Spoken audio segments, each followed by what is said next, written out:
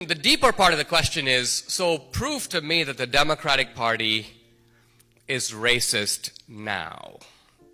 And as often happens with a tough question, this is kind of when I rise to the occasion. Well,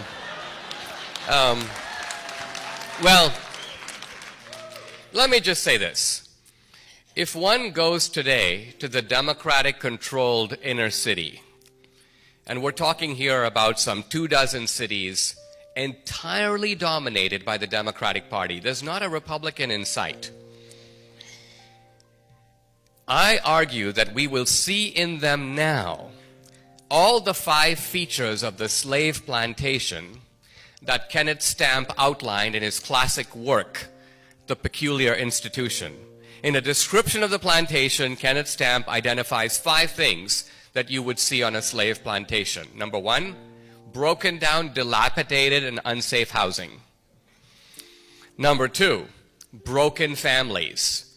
You can see this under slavery. There was a confusion of who's the real father, mulattoes running around in the plantation, the family structure in decay. Number 3, a high degree of violence required to hold the place together. Police power, whippings, overseers, fences, barbed wire. Number 4, everybody gets a basic provision. If you need food, you have health care, they call the doctor. But nobody gets ahead. There's no opportunity. Nobody really advances. The Southerners and the Democrats used to call slavery a school of civilization. And Stamp goes, that's not a school from which anyone ever seemed to graduate. And finally, nihilism and despair. A feeling that there's no future, that this is an intergenerational, ongoing, lasting way of life. Now, all those 5 features can be traced directly to inner city Oakland, inner city Baltimore, many places, Chicago. And like I say, this has been going on since the 60s. The United States has spent trillions of dollars to fix these places. The Democrats have been in charge of fixing it. And yet, many of these places are no better off than they were in 1967. Think about that.